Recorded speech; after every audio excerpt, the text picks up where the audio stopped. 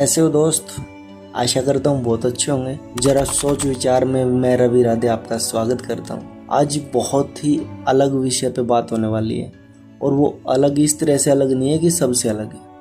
वो अलग इस तरह से अलग है क्योंकि उसको हर किसी ने फील कर रखा है, या फिर हर दूसरा तीसरा पर्सन ऐसा होता है कि जिसके साथ ये घटित हो चुका होता है। और आज बात होने वाली है दोस्तों धोखे के ऊपर। धोखा भाई भाई को भी दे सकता है, और धोखा कोई दोस्त दोस्त को भी दे सकता है, कोई परिवार का जन किसी को भी दे सकता है।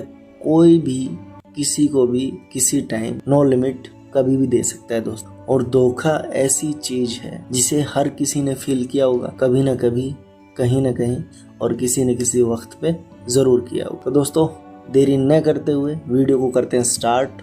अगर आप इस चैनल पर नए हो तो प्लीज़ चैनल को सब्सक्राइब कर लेना, क्योंकि आपके एक सब्सक्राइब से मोटिवेशन मिलता है और कोई पैसा नहीं है सब्सक्राइब करने का, और मेरी आने वाली हर वीडियो की नोटिफिकेशन आपके पास आती रहेगी। अगर वीडियो अच्छी लगे तो लाइक भी कर देना। और हाँ दोस्तों, अगर आप चाहते हैं कि आपका कोई रिलेटिव किसी से धोखा ना खाए और धोखा देने वाले कारणों को जान करके और धोखे देने वाले व्यक्ति से परिचित रहें और सुरक्षित रहें, यही हमारा वीडियो बनाने का मोटिव है।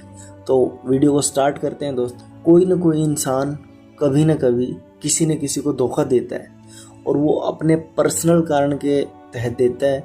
तो उसका कोई न कोई निजी कारण होता ही होता है कि मेरा फ़ायदा हो और दूसरे का नुकसान, या फिर उसको ऊंचाइयों पे नहीं देखना चाहता और उसको धोखा दे देता है। और ये बहुत ही गहरा और जटिल सवाल है। इसके पीछे बहुत से मनोवैज्ञानिक, भावनात्मक और सामाजिक कारण होते हैं कि कोई सीधा जवाब इसका बहुत ही मुश्किल है दोस्तों देना कि धोखा कोई किसी को क्यों दे रहा है। इसका कोई सीधा जवाब नहीं हो सकता, कभी भी नहीं हो सकता। धोखे के अनेक कारण हो सकते हैं और हर किसी का अलग कारण हो सकता है धोखा देने का, क्योंकि हर स्थिति में हर व्यक्ति अलग होता है। तो नंबर 1 आता है दोस्तों स्वार्थ और व्यक्तिगत लाभ। अक्सर लोग अपने फायदे के लिए दूसरे को धोखा देते हैं। इसमें धन का लाभ, सामाजिक प्रतिष्ठा, शक्ति प्राप्त करना, यानी किसी गद्दी पे बैठ जाना और दूसरों को टॉर्चर करना, इसमें ये शामिल हो सकता है। किसी व्यक्तिगत लक्ष्य को पूरा करना भी शामिल हो सकता है दोस्तों। और जब किसी व्यक्ति को लगता है कि धोखा देने से उसे बड़ा लाभ होगा और वो तुरंत हो जाएगा, तो वो अपनी नैतिकता, अपनी मानवता, अपना किरदार अलग कर देता है, दरकिनार कर देता है और दूसरे व्यक्ति को धोखा देने में चूकता नहीं। पॉइंट नंबर 2 पे आते हैं असुरक्षा और डर। कुछ लोग अपनी असुरक्षा की भावना के कारण से ही धोखा देते हैं। उन्हें डर लगता है कि वे पर्याप्त नहीं है और वो दूसरों की उम्मीदों पर खरे नहीं उतर सकते। इस डर के कारण वे झूठ बोलते हैं और झूठ बोलने का सहारा बार बार लेने लगते हैं और उन्हें झूठ बोलने की आदत हो जाती है। उनकी सबसे बड़ी कमजोरी झूठ बोलना बन जाती है, जिसको आप बोलते हैं धोखा देना। और यह डर असफलता का,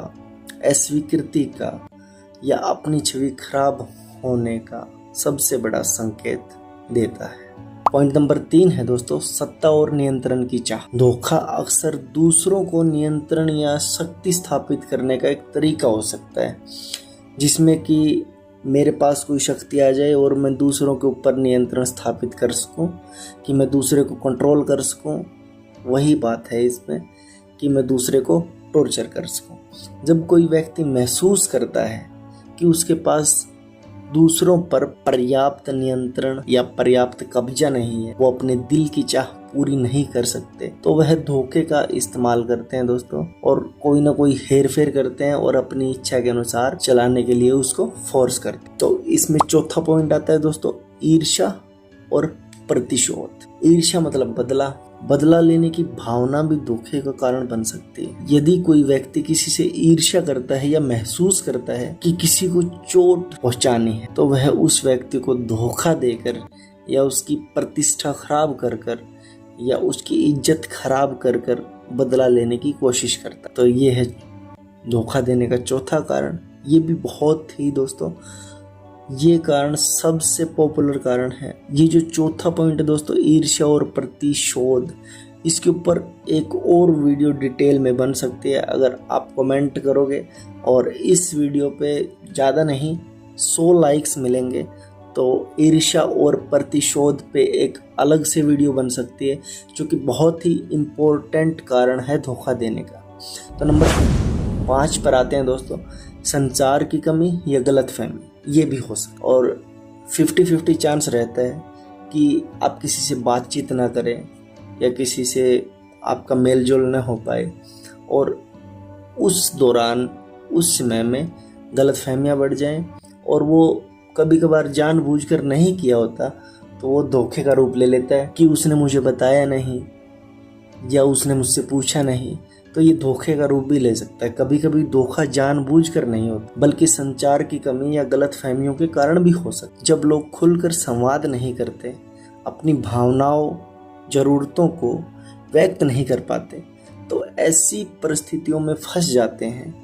एकमात्र धोखा ही वो रास्ता लगता है, भले ही उनका इरादा बुरा ना हो, लेकिन वो भी धोखे में ही गिना जाता है दोस्तों। तो इसमें दोस्तों 6ठा पॉइंट आता है, नैतिक मूल्यों का अभाव या कमज़ोर होना। कुछ लोगों में नैतिक मूल्य उतने मजबूत नहीं हो पाते और वे दबाव में आकर टूट जाते हैं।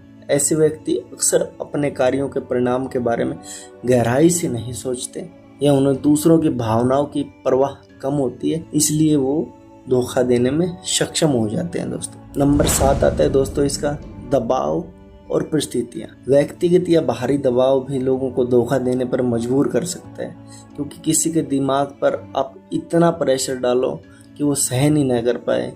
जैसे कि आपके हाथों में या आपके सर पर 10 किलो 20 किलो का वजन रख दिया जाए, आप उसे सहन कर सकते। 30 किलो का रख दिया जाए, क्या पता उसको सहन कर लो आप, लेकिन 50 किलो 100 किलो 150 किलो रखोगे तो आप उसको सहन नहीं कर पाओगे और उसको आपको नीचे गिराना ही गिराना पड़ेगा। अगर नहीं गिराओगे तो गर्दन टूट जाए। तो उसका मतलब होता है ये दबाव और परिस्थितियां मतलब ऐसी बन जाती हैं कि आपको एकमात्र ऐसा ही लगता है कि धोखा देने से मैं यहाँ से निकल सकता हूँ, और ऐसा आमतौर पर लोग करते हैं। उदाहरण के लिए नौकरी खोने का डर, कर्ज चुकाने का दबाव या किसी रिश्ते को बचाने की कोशिश करने में ऐसा कदम उठ सकता है जो आमतौर पर वे नहीं उठाते। तो आगे बढ़ते हैं दोस्तों, आते हैं नंबर 8, व्यक्तित्व संबंधित विकार।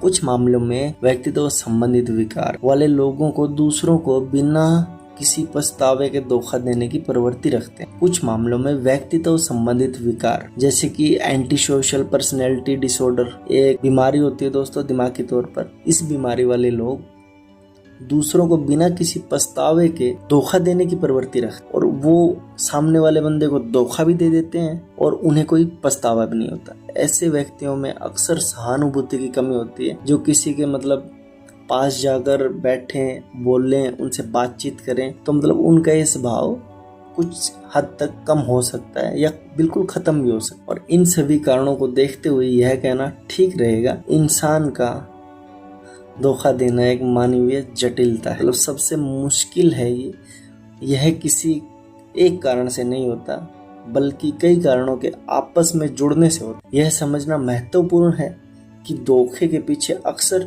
व्यक्तिगत असुरक्षाएं, इच्छाएं या परिस्थितियां या किसी न किसी चीज की दबाव होता है और इन्हीं से व्यक्ति किसी न किसी को धोखा देता है या झूठ बोलता है, या उसकी प्रवृत्ति ऐसी बन जाती है कि वो बार बार झूठ बोलता रहे और उसकी आदत बन जाती है, जो कि दूसरे वाले को लगे कि इसने मेरे को झूठ बोला है तो धोखा दे दिया। अगर दोस्तों आपको ये वीडियो अच्छी लगी हो, कुछ इसमें नया सीखने को मिला हो या कुछ ऐसी बातें हों जो आपके दिल को छू गई हो या आपके साथ कुछ ऐसा बीता हो, तो इस वीडियो को एक लाइक जरूर बनता है दोस्तों। और दिल से धन्यवाद पूरी वीडियो देखने के लिए। आशा करते हैं आपको वीडियो अच्छी लगी होगी और चैनल पर नए हो तो सब्सक्राइब जरूर कर देना, क्योंकि ऐसी वीडियो बार बार इस चैनल पर आती रहेंगी। Thanks for watching. जय हिंद, जय भारत।